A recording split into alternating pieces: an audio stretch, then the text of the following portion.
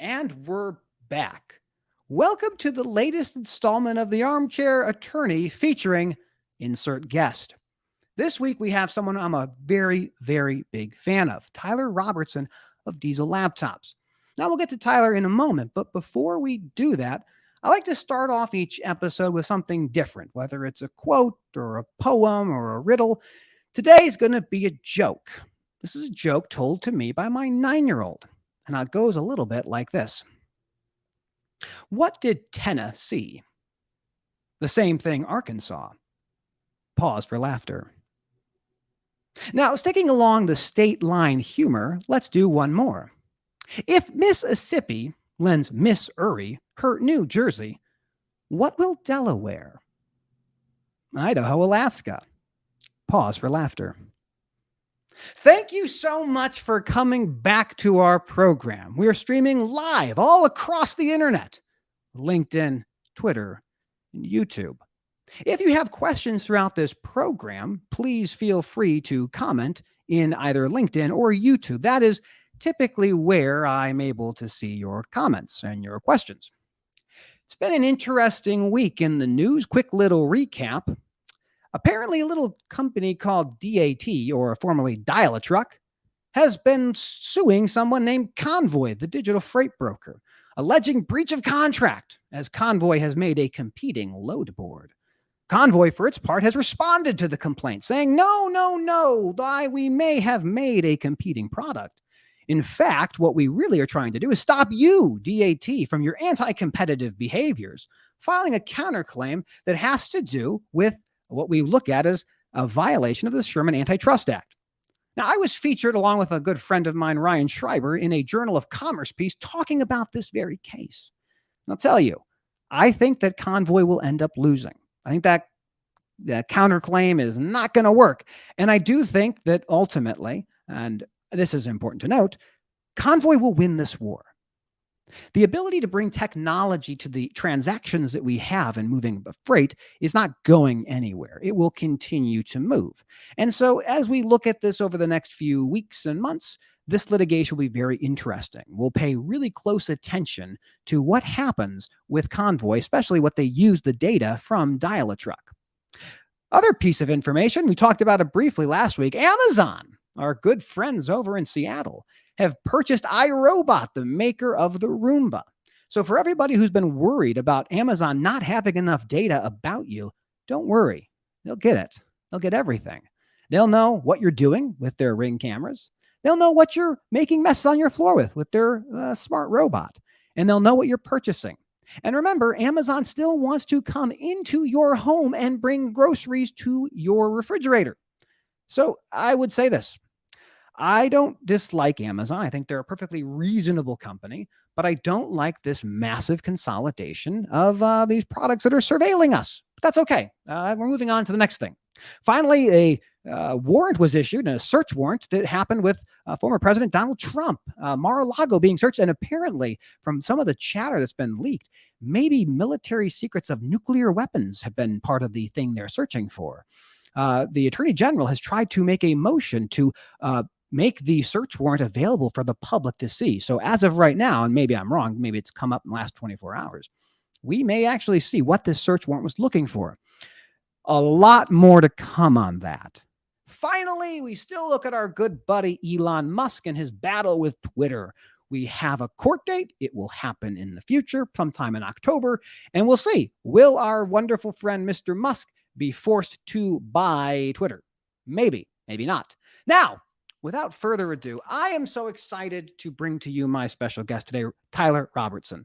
I met Tyler many, many years ago. We met at a trade show called the Technology Maintenance Council of the American Trucking Associations. I believe it was Nashville. We'll see if he remembers. What he makes and what he does is he helps technicians become more productive, bringing technology to the repair and maintenance business. Just to give you an example, every year about $100 billion with a B is spent in heavy-duty maintenance and repair in the aftermarket, including if you take the parts away and make it just the parts separately, that's up $34 billion. This part of our supply chain is often misunderstood. And if you look at the total cost of trucking, where do trucking companies spend their money? The first place is fuel. The second place is labor. The third place is that truck and trailer. And number 4, in most cases, is repair and maintenance. So let's talk about repair and maintenance. Let's talk to Tyler Robertson. Tyler!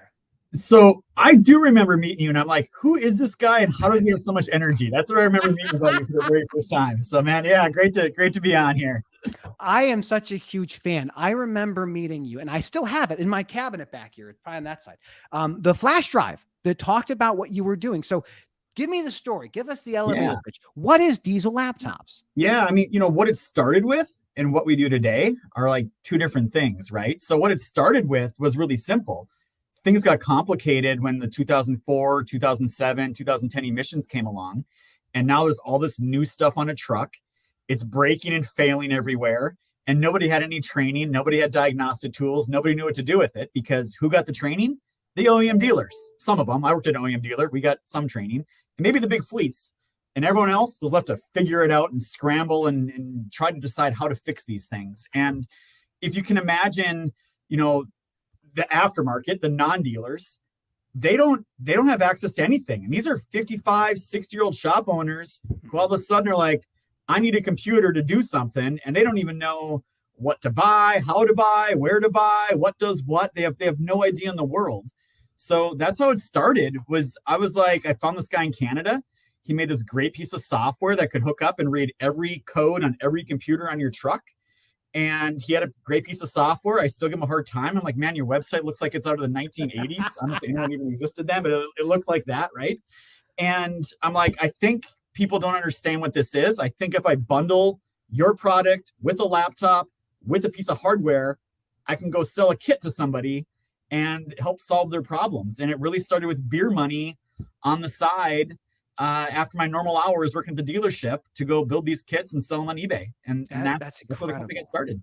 Well, a lot of people don't realize just how difficult it is. That transition you talked about, the ability to take essentially, and correct me if I'm wrong as I describe this, what ends up happening is we have to take the exhaust gas from the motor, because it's exploding and making the power, and we have to recirculate that because there's still combustibles, there's still carbons inside that exhaust gas. So the exhaust gas comes out and it gets recirculated, but the exhaust gas itself is too hot. So we have to cool it. So we have an exhaust gas, an EGR cooler. So that cools the exhaust gas in the circulation. Then we add a chemical. It's some mixture of urea, but it's also called DEF, and that combines with it. And then you still have a bunch of filters. So you have a DPF, a diesel particulate filter. And that filter, my numbers are bad these days, but a couple $1,000 maybe.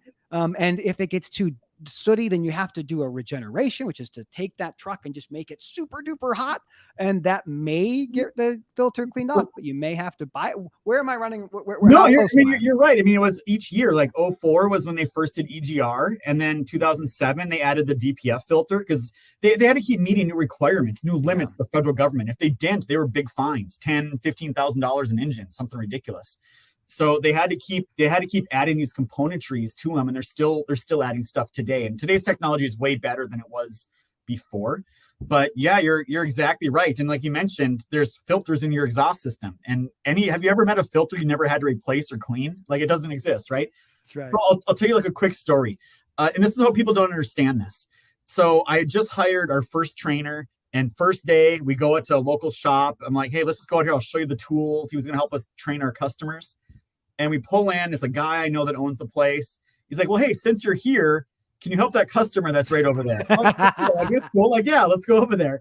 And we go over there and we talk to the customer. And I'm sure if there's drivers listening or fleet managers, they'll hear a familiar story here.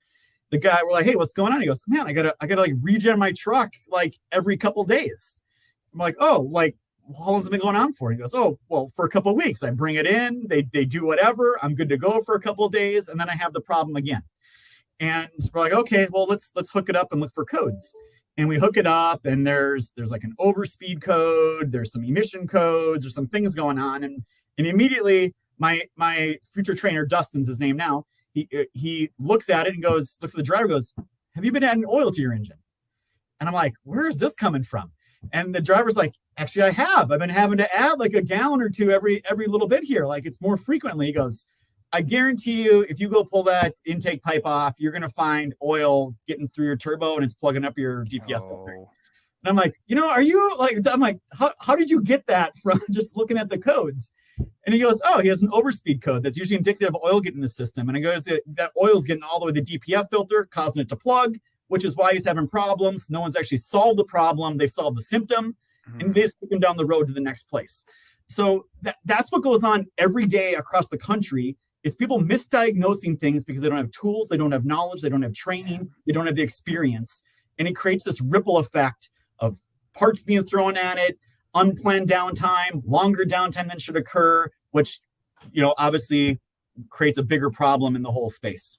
That's an incredible story because I love the way you've talked about this. We start off with an engine code. Something has gone wrong, and how do we solve that issue? And in some cases, it's diagnosed incorrectly. It causes a bunch of people to throw money at something. It creates this thing of, oh, that shop is actually just trying to screw me over. I'll tell you a similar story. I had a rental vehicle that I was using for one of my customers, and it was a brand new spotting truck, Tier 4 final emissions, great truck. And they kept calling and saying, this thing is terrible. It smells like exhaust. It doesn't run. It's a piece of junk. This manufacturer doesn't know how to make a vehicle. We say, okay, well, we're going to go down and we're going to hook up our laptop and we're going to learn about this truck. And we plug it in. You overrode the regen 30 times. Yep. Don't do that. That's accident abuse now. Now you're causing us problems. So I love that, like, the story of maintenance is a story of continually improving and educating because nothing stays the same. There's not the same truck. It might have the same human body the last couple thousand years, but the trucks change every 6 months in some cases. Yeah, they do. And not every problem's the same. Every symptom's the same, right? And that's been our biggest challenge. So, we started out just selling these great diagnostic tools, right? Like we have diagnostic tools that'll hook up to every commercial truck that's ever existed, read every single fault code, and do every single command that the OEM dealers can do and not pay an annual fee, right? So people are buying these things, and there's still, what we've learned is they look at it like, oh, there's the code, I'm going to go throw some parts at it. And we've really had to be like, okay, you bought an expensive tool, you need the other part of it. And today's world, there's a huge shortage of diesel technicians like there are with drivers, but you need the knowledge, you need the access to resources, you need the access to people. And those are things that we've had to build out because we learned handing someone the most powerful diagnostic tool on the planet isn't enough. They need training, they need knowledge. We have a call center staff with 50 people, half are diesel techs. And what are they doing all day long? They're just on the phone and on the internet, helping people remotely, taking over their computers, taking over their cameras on their phone, being like, check this, check that, let's do these things, and helping solve their problems. Well, the way you've brought here, one of the reasons why I loved your product when I first started working with you guys. So many people in this space think all I need to know is the fault code, and I can then tell you exactly what's wrong with it, what has to happen, what parts are needed, how much it might even cost. And the reality is that's not the reality. And so what we would find is you do the plugging in the laptop, that begins your diagnostic trouble tree. And it may be it's this, here's the path you follow, but you had the call center, you had the support of your product. So after the sale of the product, you weren't done with us. You had this ongoing relationship. And that's one of the innovations I think sets Diesel Laptops apart from so many other providers in this diagnostic space. And everything we're talking about is reactive, right? And the reactive model sucks. Like anyone that's ever owned a car or anything in their life knows, oh, my check engine's light on. Now I have to go reshuffle my day, reshuffle my load, figure out how I'm going to deal with this situation. I got a driver, I got a load. Shippers are mad, brokers are mad, drivers are frustrated, right? It's really the evolution of fault codes, because where everybody wants to get to is tell me before I have a problem. Yeah. And that's really the next step. And now that we're finally able to get data, rich data off vehicles and be predictive and know what parts or tools or what places can work on these things before I have a problem, you can start planning your day ahead of time. And I can tell everyone listening to us, that's the evolution of diagnostics. It's not, we have a shortage, there's no doubt, of people. It's going to get solved two ways. It's going to get solved by bringing more diesel techs into the market, but it's solved also more so by making it more efficient. And that all comes down to technology. So it's that aspect that we focus on. And we will talk about what you guys are doing to help solve the technician shortage that we have. But I actually have to cut away. We have a special correspondent. So Tyler, I'll be right back with you. Ladies and gentlemen, as always, I want to bring you the latest breaking news in our industry. And I'm going to be joined by our special correspondent, Gunnar Miller. Gunnar, great to see you. Matthew, what's up, man? Hey, I'm glad to stop in. First of all, because I don't want to talk anything about freight. You guys talk about supply chain all the time. I got to catch you guys up with what's actually going on in the real world. And the real world is professional wrestling. So last Friday, I don't know if you guys are keeping up with me or keeping up with my challenge. It was day 54 of my 75 hard challenge. And for that challenge, I decided to take on something I've never done ever in the history of pro wrestling.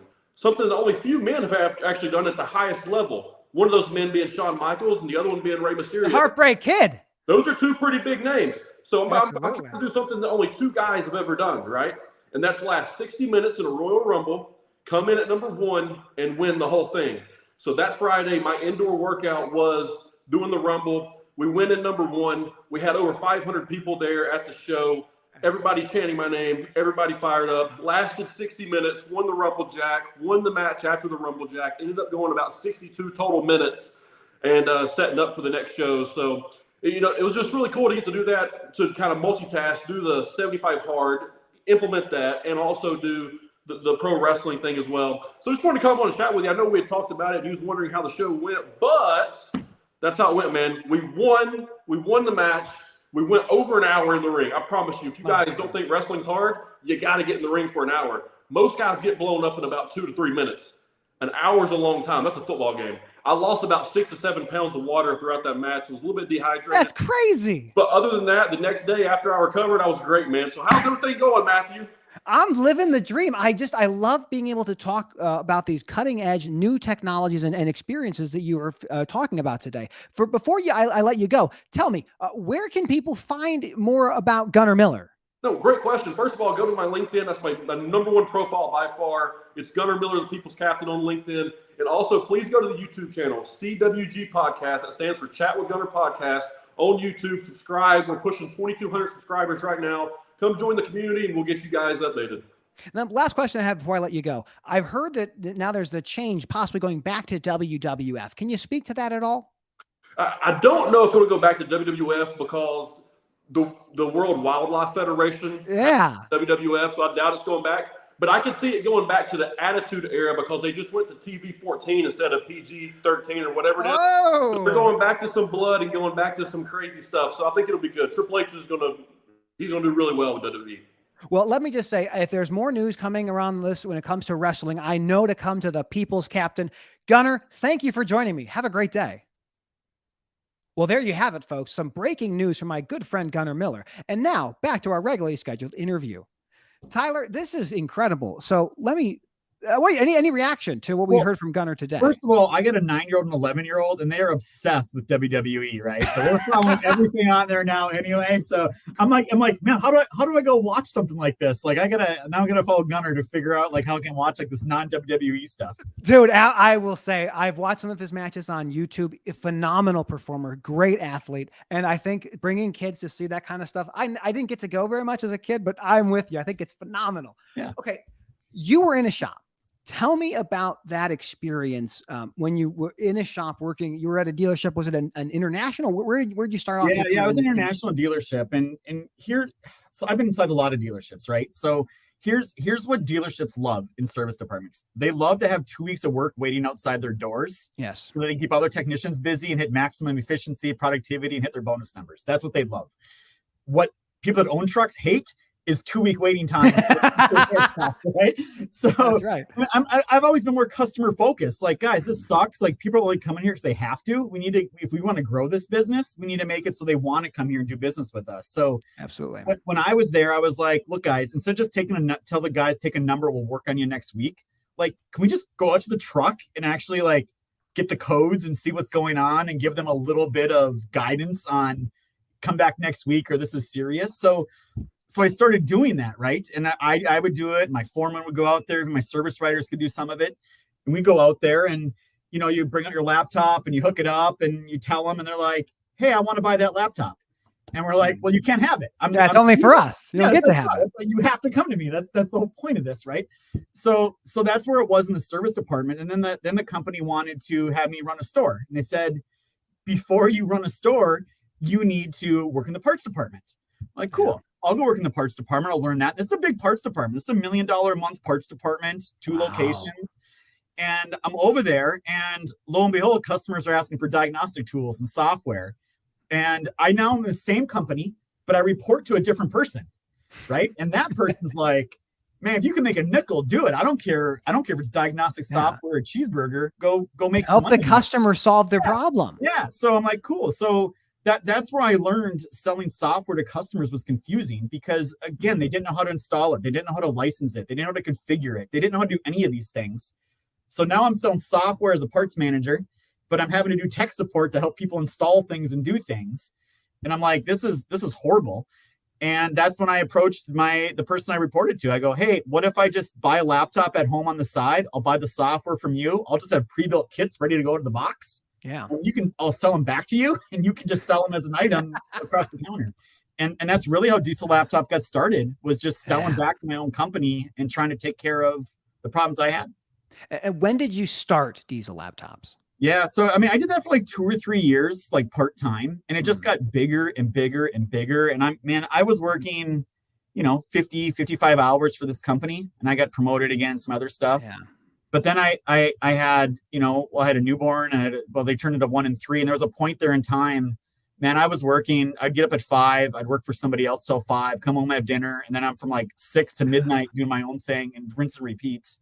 So I was just hitting the wall. So I want to just plant a flag here about entrepreneurism. So, my father started his company in 91 and we became a provider of maintenance, and his role was all across the country. He was driving. He'd drive to California every couple of weeks. He'd be down there for 6 weeks at a time.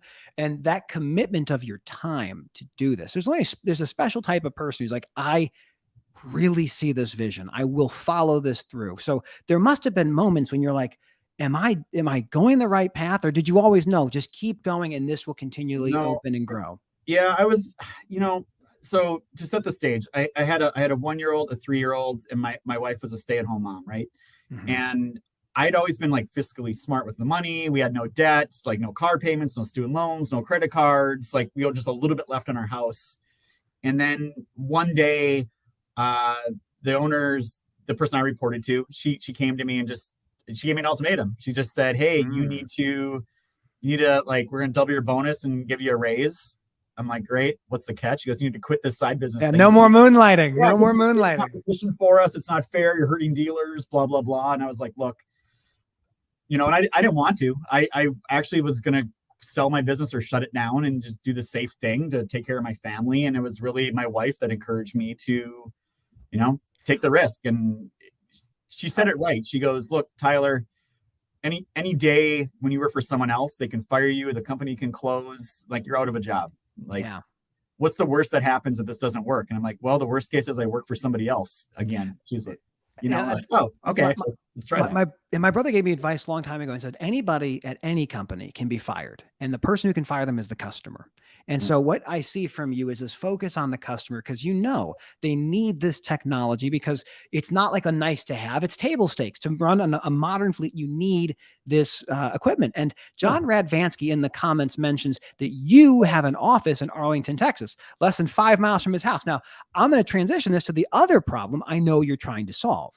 And one of these problems we talk about, you and I talk about this all the time, is the need of more technicians. And maybe these technicians are coming from trade schools where they've done 2 years of study and they have $60,000 of debt. I know when I would have technicians who'd come from the trade schools, they'd come and say, Matt, I can do an engine swap, or I can do it. I say, oh, you can? Well, you're not doing that here. You're going to go PM that trailer. And they're going to say, well, but I can really do, I can do all sorts. I can do a clutch adjustment. I can replace a clutch. I'm glad you're going to go do a PM on a dolly, because you can't mess up that dolly. So tell the viewers a little bit about what you are doing in the space of technician training. So I was the same way as a service manager, and I hired my first kid out of school, right? I guess I can call them kids now. Yeah. I hired him, right? And first like, hey, here's a brake job. He's like, I've never done that before. Like, what did you do? He's like, oh, I overhauled Deutsch engines. I'm like, what? Like, you have not touched an engine for a while, kid. Like, this is your thing, right? So that's the heart of the matter, though, is these tech colleges, they overtrain and overpromise young students coming out of them. And nobody needs somebody that has 2 years of training on some obsolete engine to come into their shop environment. What they need are entry-level people. So people like Tim Spurlock, American Diesel Training Centers, MVI Blairville, like these other companies have figured out Put people through 6-week programs, 6-month programs, something shorter to teach them the basics and what the world is. They will get a job. There's no doubt. Everybody's looking for these people, right? Retention's a whole nother thing that needs to get solved. But so there's much better coming there. So where we've taken the stance is, and what we've seen is, again, a story. We launched a class called Electrical 101. This is like a multimeter. Here's what the buttons mean. Here's how to test voltage. Here's the test resistance. And for the first month or two, we'd give people a pretest. And these are not people out of school. These are existing diesel technicians. Years of experience. 80% of them could not pass a basic electrical pretest. Yeah. And we're like, okay, this is a problem. And it goes into all the stories I'm saying here is people don't know how to properly diagnose things. It's not their fault. They're not stupid. It's they don't have access to the information and the knowledge that they need to do it. It's not who's providing it. The OEMs aren't giving that to independent shops or the small fleets. They're on their own out there figure these things out. And it's a really unfortunate situation. So we've stepped in and we've said, look, we're going to, at V1 was put these classes up and do some online stuff. I can tell the audience what we're launching next is the next level. And that's basically, we're going to go to shops and fleets and say, look, pay us X dollars a month. I'll give you unlimited in-classroom training and online training. Like, here it is. We'll give you access to the world. And we have a bunch of great partners that have signed up with us. I can tell you there's OEMs, there's tier 1 manufacturers. I see Steve Hoke plan on here with Redline Emission Products. Yep, absolutely. He's going to be in there, his content with what he does. So we're having tons of partners, and we're creating the world's largest platform for diesel technician trainings, which will quickly follow into product training for parts professionals and other things too. Well, so one of the things about like technician training, we would do the same kind of, not with the multimeter, but we would test our mechanics on DOT qualifications. So like what is out of service and what's not out of service. And you go to the same challenge in the tech schools. They would teach you how to recharge an AC machine. They wouldn't tell you what is DOT out of spec or what is going to be out of service where you have to get towed versus out of service where you can get to the next place and get it fixed. And I love the idea that this is a continuing process. And it's important for technicians to know the good careers that are out there. We've done a disservice as an industry, not going to the high schools and saying, hey, you don't have to go to this program. You can come to a trade school, you can come to a certificate program, and we'll take your aptitude and your work ethic and we'll make you better. You don't need to be a rocket scientist to help me buck rivets. I just need someone else on the other side of that thing to buck the rivets. So this is like an unpopular opinion in my industry, and I get hit back all the time from this because everyone in my industry keeps saying, oh, we got to get them in high school. We got to get them in elementary school. That's how we're going to encourage them. I'm like, you guys have been talking about that BS for 20 years. Like, it's not worked. Like, just stop. What you need to do is go find those mid to early 20-year-olds who are doing, low skill jobs, right? They're bartending, waitressing, whatever. And there's no real like upper career path they have. Let's go find those people and say, there's this great career. By the way, it's not going to cost you anything. You can get into this. In 6 months from now, you're going to be making X. And by the way, 5 years from now, you keep it up, you'll be making 60, 70, 80, 100 grand a year. Absolutely. And give them a path, give them opportunity. And that's the piece that's really been missing in everything going on here. And I kind of blame the federal government because you know why there's 2-year degrees? Because you have to have a 2-year degree to get federal loans. Degree. That's the honest to God's truth. Like that doesn't exist, and it needs to exist. Well, like the thing I would find, like some of the best technicians I would come across were people who came from like farming backgrounds. So they were working on heavy duty equipment when they were younger, or people coming out of the military. And like, this is an interesting path. One of the big challenges I think is we don't, as an industry, tell enough technicians, like, what are the options you have? Because like a dealer shop, it's manifestly different than an aftermarket shop and very different than a fleet shop. So there is these different pathways of different compensation structures, different incentives, different types of work that we don't really talk about. So what I like about what you're talking in your new technology platform is to help fleets, because fleets are just like everybody else. They need continuing education for their technicians. And when we would do our studies at different places I've been, techs always want more education. They want to know more about this. Now, the other way we could solve this problem is just go all to EV, right? So like an EV has several thousand fuel than a combustion engine. So maybe we just do that. Okay. So Navistar invited me up to their e-mobility center, right? Up in Michigan. And I had the chance to go there and everything. And, they're talking about EVs, like, cool, let's go look. And they pull the bus up and like, oh, let's pop the hood. I thought it was gonna be like Ford, like the frunk, like nothing there. and it was full. I'm Yeah. like, wait a second. I thought there was no engine. Like, what's going on here? And like, well, you need cooling systems, you need these other components and inverters. Like just because the engine's gone, there's still a lot more things there. Yeah. And it's an entirely new skill set that you need to learn. So I keep telling people, they're like, what do I need to learn? You need to learn after treatment. You need to learn electrical. Like, robots are going to be driving cars, your trucks. They are, right. Just a matter of when, not if. If you don't think EVs are coming, they are. It's just a matter of when, not if. You need to get good at these things. And I think the frustrating thing too is these people are traditionally like, I do brake jobs, I do clutches, I do transmissions.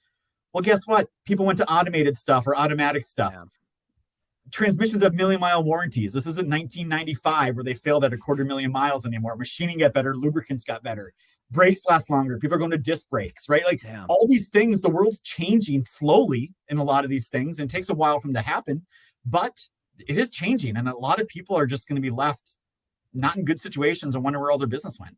Well, that's why in the maintenance business, like the things that are the most consistent are your BLTs, your brakes, lights, and tires. Whatever the powertrain is, those are the things that are going to be the wearable items that you're going to be replacing and changing over time. Same with wiper blades. So people think, oh, there's going to be so much less maintenance. There will probably be a lot of maintenance still. And just to get the infrastructure is massive. And there's a question here, or at least a comment. And Tyler, I'm going to read this one because I think this is a really good comment. It's, Tyler, are you doing anything to train fleet managers on how to plan repairs and maintain their fleet? It seems like technicians are focused on the tactics and the fleet managers are focused on strategy. Just to build off of that, that is the front line of operations, is that fleet manager. So have you thought about that? Have you explored ways to talk with fleet managers? Yeah. So I'm going to tell you what I know. All right. And here's what I know. I ran a shop with 20, 25, 30 guys, and I have plenty of employees that have ran shops, big shops, and we know productivity, efficiency, maintenance schedules, all these things. We had to live and breathe that world for years or even decades in some cases. So we built a couple products that we thought would help fleets. And these are some pretty advanced things, like, let's find where you have opportunity to go save money and buy parts from somebody else. Let's go look at, it was mainly around parts, right? So we had a couple big fleet. I mean, it's like 1,000 truck fleets, give us all their data, and we're giving them all these advanced like reports back. And then you come to find out they're not doing the basics. Like, this guy has 1,000 trucks and he has $250,000 in Caterpillar parts there and hasn't had a CAT engine in his fleet in 5 years. That's perfect.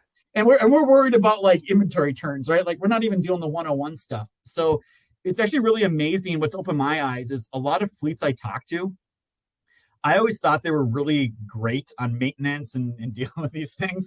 And I've started to go the other way now. I'm like, most of the guys I talk to don't even doing the basics. Like, you need help. So to answer that question, this training platform we're building, today it's focused on technicians, but there's actually 2 other pillars that are coming right behind it. Pillar number 1 is just product knowledge. And it's, hey, tell me about alternators, right? We just talk about alternators from a product side, not a diagnostic repair side. But the other side is all about skills training. Like, I guess I call it soft skills. So it's leadership. It's how to run a fleet.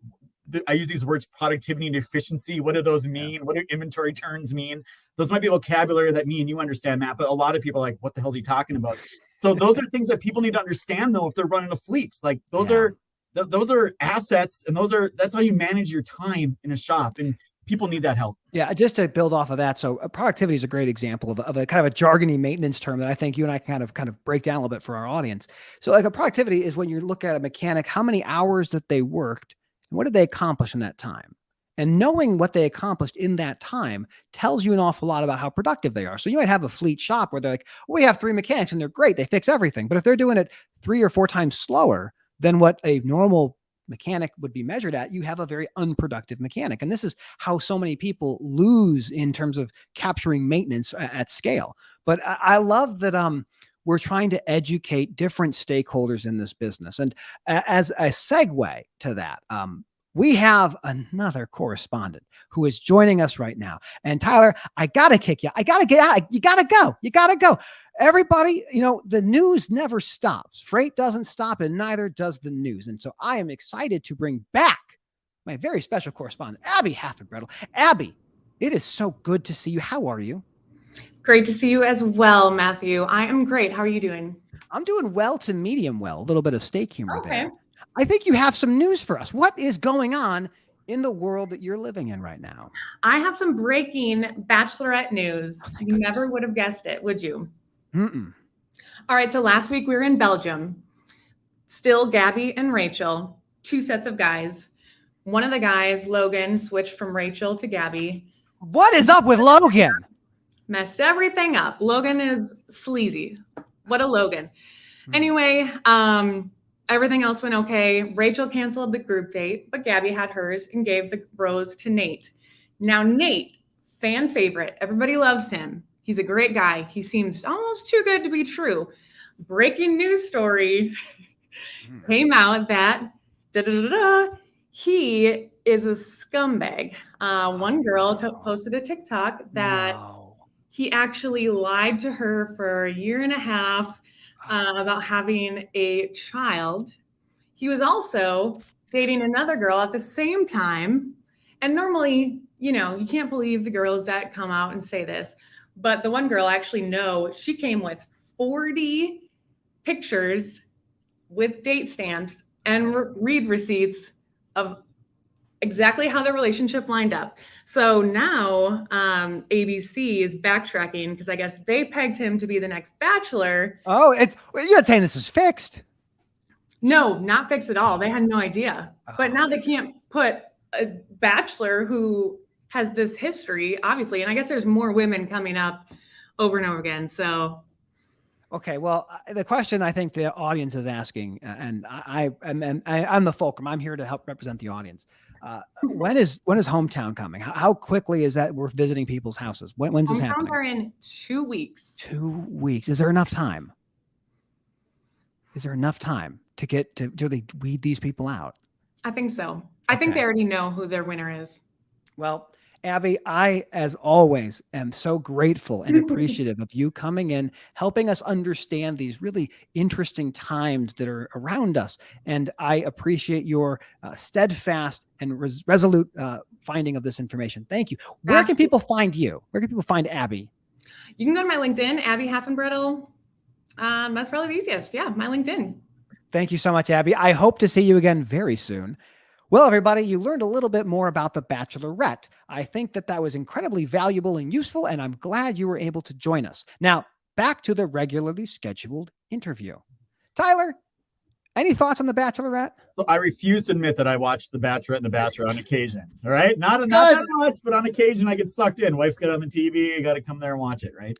Well, just so you know, this is recorded for posterity. It'll be live on right now. It's live on Twitter and YouTube and LinkedIn, but it will live forever in perpetuity on LinkedIn and YouTube. This is having regular Matthew's interviews. Yes and no. This is our second one having special guests. The shirt, I think, just kind of adds the flavor. Tyler, let's go back to what it's like to build a team. So how big is Diesel Laptops today? Yeah, it's crazy, right? So I was in my garage, dining room table, a little over 7 years ago, just me trying to figure out what I'm doing. So I can tell people today we got about 220 employees. Wow. We set a goal out there this year to do about 65 million in revenue. It looks like we're going to do closer to 75, and things are just still growing fast. We're about plus 30 employees this year to date, probably another plus 20 or so before the year's over. So it's going really, really good. Like I'm really excited about the future. I'm one of those guys, I'm either half stupid or half smart, because I keep taking all this profit we make and I keep just plowing it right back into the company to go do more stuff. So absolutely, I'm hoping it pays off in the long run. Time will tell. Well, what I like about what you've put together. So, I mean, for people who have not followed you yet, I'm going to recommend, of course, everyone should follow Tyler Robertson, follow Diesel Laptops. You've done some incredibly innovative things. So you have the laptop and the kit business that is going right along. You have the software development side. You also have your own trade show, like your virtual Diesel Expo. Can you talk a little bit about that experience of putting that together? Yeah, we've done that for 3 years now. So we did it right when COVID happened, and I'd want to do it before. And when COVID happened, we're like, man, let's do an online event. So this thing's gotten bigger and bigger every year. So like this last year, people ever watched Dirty Jobs? We had Mike Rowe on there talking about diesel technicians and blue collar jobs and all those things. We gave away over $50,000 in prizes and tools and everything. We have an expo hall and talks and everything. So it's been a huge thing about building our business and building our brand.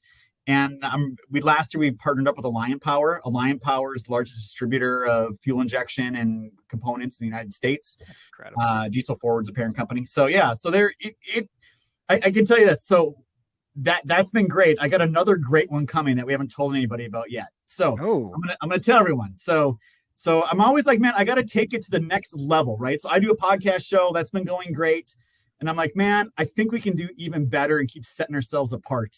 And so we hired someone. I can't say her name yet. She doesn't start till Monday. But if people have been on LinkedIn, she's on Instagram. She's a diesel tech. So we're going to be doing a whole series with a female diesel tech. She'll have her own podcast show. She'll have her own YouTube series, but it'll be fun stuff like her rebuilding an engine, and then we give away the engine at the end of it, right? Or last one will take their hand off the toolbox, gets the toolbox. Like, it's gonna be that type of like entertainment intersecting with diesel technician world, our world. So I'm really excited to get that whole thing going. Oh, dude, I can't wait. So come Monday, we'll see an announcement. Is that hopefully on Monday we'll put an announcement who it is and what we're gonna do there. But I mean, we found someone. I mean, she's big on Instagram already. Like, this is a chance, I think, for us to be like, hey, you got some stuff, we got some stuff. Let's go build both your personal brand, our brand together, and let's go see what we can accomplish. So I got some. Is she going to still be working at the dealership or shop she's at, or is she coming directly? Yeah, she put her notice in. Yeah, there you go. Yeah. So I mean, we're outfitting her garage with all the stuff she needs to do all these things in the studio and the whole 9 yards. So I'm like, you know what? It's time to ramp it up. Like another level. Let's go do this thing and figure out if we can make an impact here in the industry. And I think this is a great way to reach out to people. And I will say, this is true for drivers, and I know it's true for mechanics, but we don't have enough women in the supply chain of maintenance and driving. And in this business, there's a lot of challenges. We're not going to sugarcoat those, but compensation tends to be on par for women and men. It's the same job, same pay scales, and so it is one of the fairest ways of compensation in any business. I don't like the flat rates necessarily the dealerships use. I'm kind of against that. That's a side story. But I love that you're bringing in this type of way of engaging with the community and engaging with the broader audience of what you're trying to do. I just will be nitpicky. If I see her not wearing cut-resistant gloves or composite shoes or protective glasses, or it's going to be hard. Someone's going to have to prove to me that she's got ear protection, because this is the thing. As a shop owner a long time ago, that X-Mod, that's scary. You don't want to have anyone get injured, because that sticks around for a long time.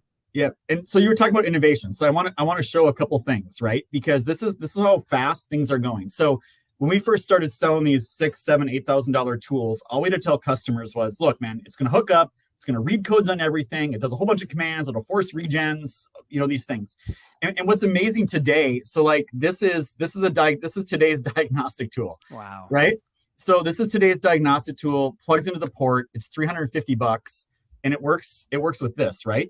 And literally I can hook up, read codes, one tap to repair information. I can see the part numbers I need to buy to fix my codes, and I can do DPF regens.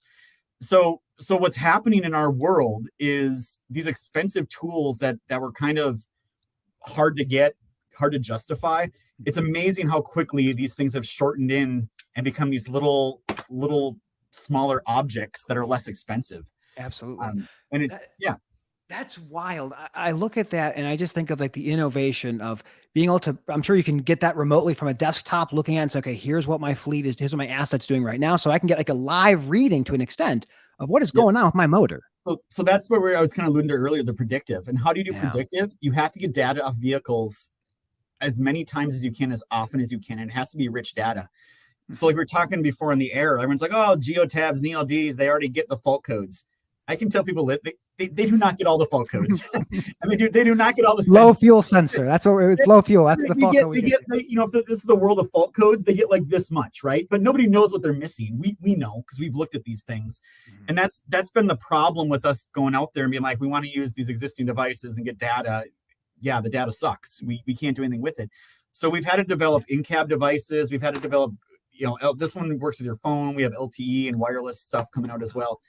But it's been that, because now, though, if you get data off trucks while they're driving down the road, you can start to know before they have a problem or immediately when they have a problem and where they're going, and start planning for everything ahead of time.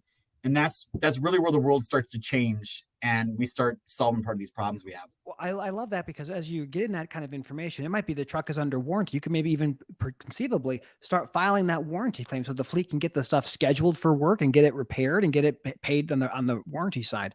This is something that I'm kind of curious about. So there's this digital rights management. So many companies are like, this is my thing that I built. You don't get to look at it. It's only mine, only my dealers. It's kind of known generally in our industry as right to repair. It's common among every manufacturer, not just in supply chain, but in every single thing. I mean, a couple of years ago, Keurig had the coffee maker had a digital rights management thing where you couldn't use another type of coffee because it was against their rules. So how do you look at things like, right to repair, and how does that affect what you do in terms of the innovation you're doing? Yeah. So, I mean, right to repair has been around for automotive for a long time. Everyone knows this. This is why that's why, I mean, and they're different. They're vertically integrated. You don't have like different transmissions in a model car. You got one, right? So their world's a little bit different. The government's obviously stepped in and helped do things there. There was the whole right to repair thing that passed again in Massachusetts. Yeah. What happened is everything was written like getting things off the port. Well, now they're getting things wirelessly. So the OEM's like, well, it doesesn't apply because now it's wireless. That's what they said, right? So the right to repair to go back and be like, nope, okay, we're going to expand this thing. And it passed overwhelmingly, but then there's lawsuits. It just drags on, and they're trying to drag heavy truck. John Deere's the big one that fights tooth and nail, right?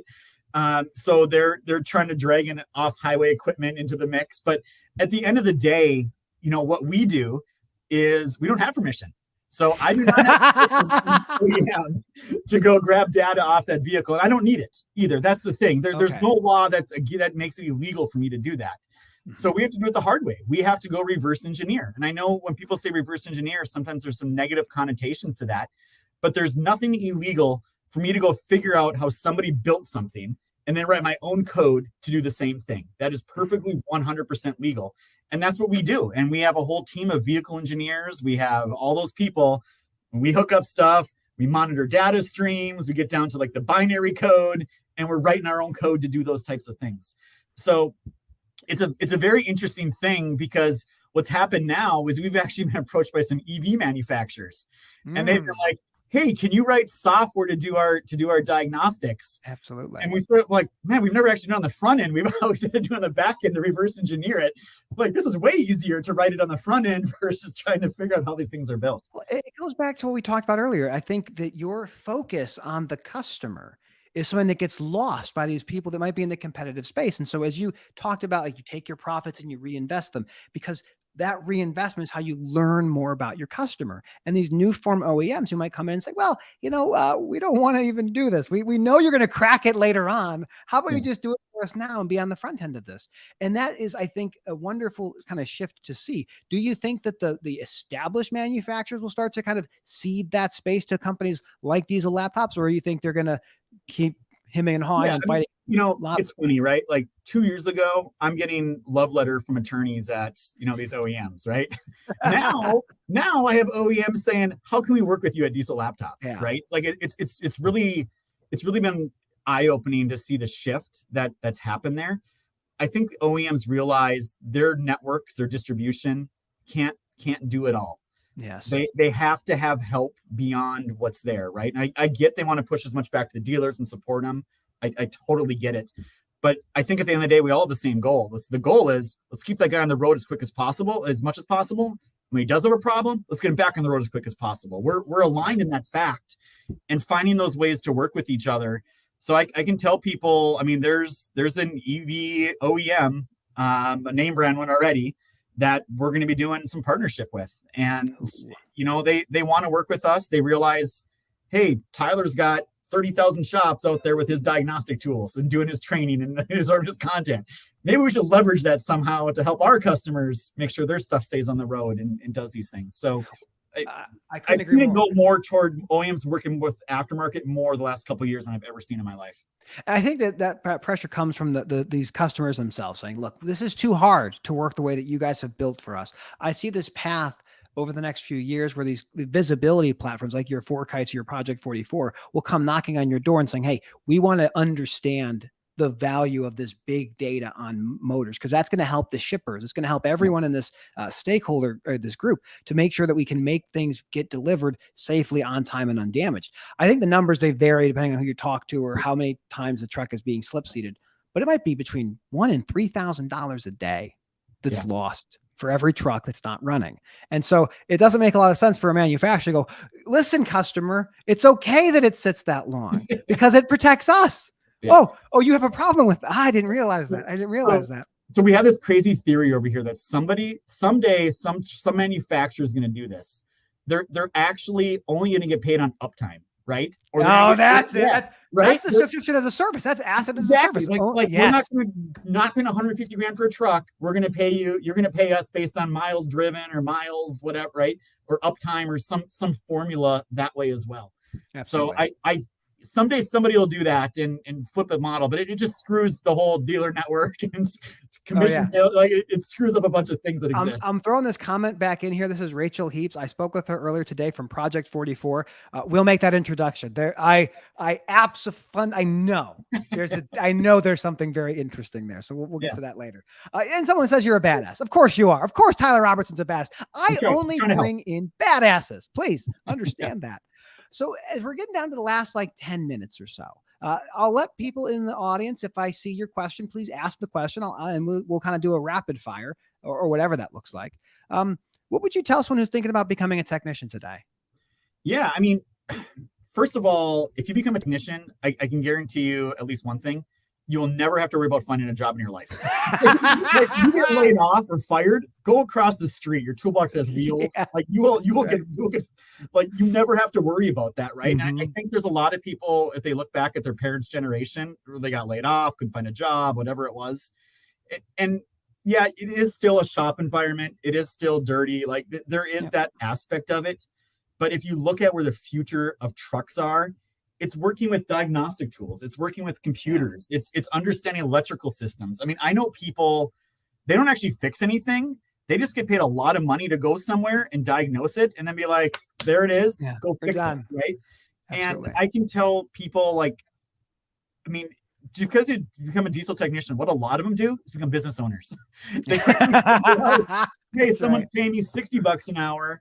If I go on my own, I can go make $150 an hour and keep it all myself and build a business. And I think if you look at a lot of businesses, especially the mobile operations, which is a huge revenue potential. Yeah. By the way, for people listening, do not start a brick and mortar shop, start a mobile business. Absolutely. That's or if it's a brick and mortar, limit your SKUs to what you can do quickly. Don't try to do everything to everybody. Every number I've ever seen is you make more money running mobile trucks than running a physical. I ran 40 of them, brother. I know all about that. Yeah. So, and it costs less to start up. They're more scalable. There's a whole bunch of good reasons to do that.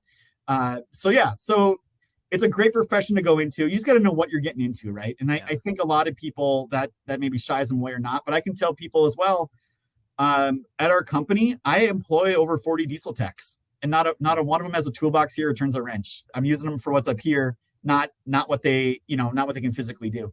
And there's going to be more opportunities because as I view the world, it's people remotely in conference rooms and at their home and call centers, remotely helping people over the phone, not actually getting in the trenches and doing the stuff. You're going to need those people, but there's going to be a whole swell of people that migrate towards call center type work in the diesel tech space. Let's talk about the future fleet. So we two things I want to get your thoughts on. One, being autonomous vehicles, and two, being drones. So there's a lot of pressure among different fleets to get something that can do final mile, and drones and autonomous are really interesting things. Do you have any thoughts on those two technologies? Yeah, I mean, I love trucks driving themselves because what do they have? More sensors, more wires, more computers. That's right. So that helps me and the things we provide, right? At the end of the day.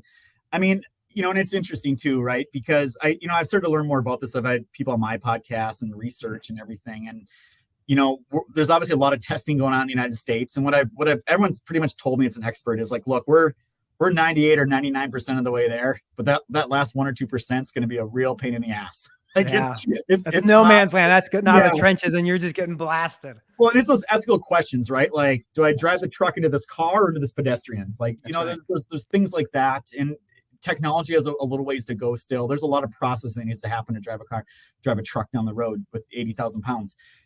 But where I see it happening first, and I know the guys at Navistar agree with this, it's probably in the yards, right? Yes. These are 5 mile an hour things, fixed locations, not a lot of people walking around, and that whole thing, right? To look at that as an example, there's an interesting company called Outrider, and they are making autonomous spotting trucks. And to your point, like what makes a spotting truck so compelling? Well, it's not DOT regulated. It's off highway. It's private property. So any testing you want to do is within your little sphere of influence. And I think that's a great way to solve it. The big challenge, I think, on terms of the autonomous spotters is the 7-ways and those glad hands. Like that part still remains something challenging, but a robotic arm probably can solve that. I've seen some of those. Yeah, I know exactly what you're talking about. I've seen some of the robotic arms connecting things and dealing with it, but I think we're both on the same page. That's I mean, you'll see it first.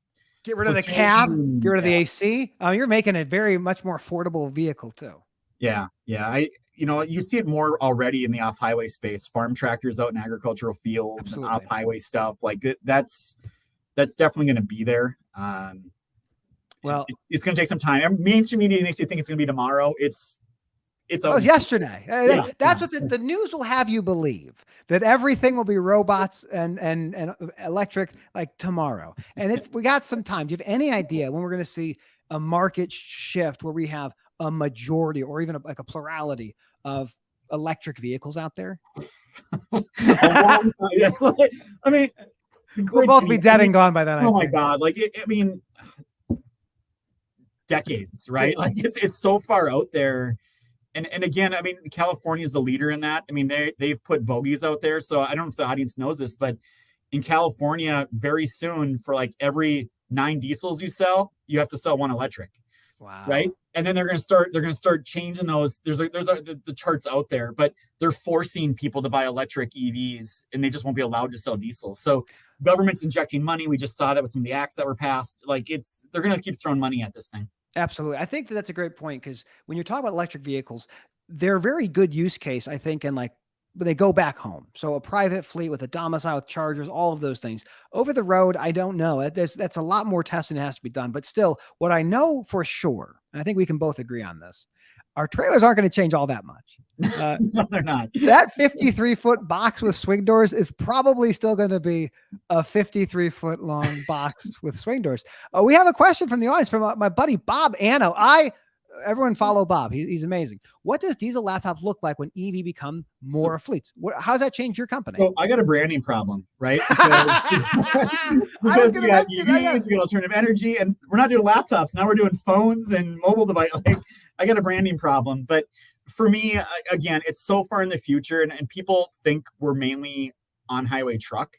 And truthfully, my premier kits, more than half my volume's off-highway. The truth here is there's more off-highway diesels than on-highway diesels. People don't realize that.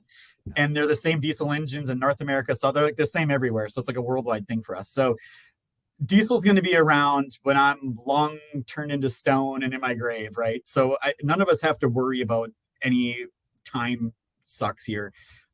It's going to be a long time for EVs. And like you said, with the over-the-road stuff, Tesla announced their 500-mile battery just came out, blah, blah, blah. You got nickel out there pushing some trucks. Down a hill. Well, they got their EV truck. They literally lose $250,000 every truck they sell. And I'm like, I don't know how this business model works long term, right? But revenue at all costs, especially if it's your own cost. Yeah. So I mean, there's at the end of the day, though, you're still gonna have sensors. You're gonna have cooling systems. You're gonna have all these other computers. Like it's all turning into, you got to get people training the tools, the knowledge, and the information to fix these things and operate these things efficiently. It doesn't matter what it is. We're going to be around, EV or not. And I think the other exclamation point, all these fuel pumps turn into big computers that are charging stations. I'm licking my chops at that, because that's a whole new market for me. Calibration. So I'm thinking just spitball, maybe diagnostic technology, something DT, maybe you can still keep the D. John Gilly, who started a company, he stole my EV laptops, but he tells me I get evlaptops.com, but he tells me I get that anytime I want. So that's a good thing. That's John Gilly, founder of Truck Tractor Trailer, as well as Orange Island EV. So John's a good dude. I don't think he's here today. Okay, so we're at the very end here. Tyler, first of all, thank you so much for coming on. It's been a pleasure talking with you. I'm a big fan. I've always been a big fan. Where can people find you? So LinkedIn, I think if you go back like 6 years, they can see like my first post of me in like my house, just trying to figure out what the hell I was doing. So I've been on LinkedIn forever. Tyler Robertson, right on LinkedIn. Find me there. diesellaptops.com if they want to learn more about what we do and how we help people. And you got your YouTube channel. You're on Twitter. I follow you there. I mean, these are all these things. You have TikTok yet, or will your new person be on TikTok? You know, man, I feel like I'm just getting so old now, right? Like I'm like, man, all these channels and everything. But yeah, I have a full-time social media manager and about to have a second, influencer to YouTuber person starting, right? So we'll see how it rolls. Well, I'm going to kick you off and say our final thing. Stick on here. I want to talk to you for just a minute. Everybody, thank you once again for joining us. I hope you found this program entertaining and maybe educational. Hopefully it was a little bit of both. If you ever have any questions for our guest, Tyler Robertson, hit him up on LinkedIn. He's a phenomenal guy. And as always, I'm the Armchair Attorney, trying to bring some interesting insight to you on different topics. Hopefully next week we'll have even better jokes. And I will end this with a new way. Pause for applause. And then I hit the end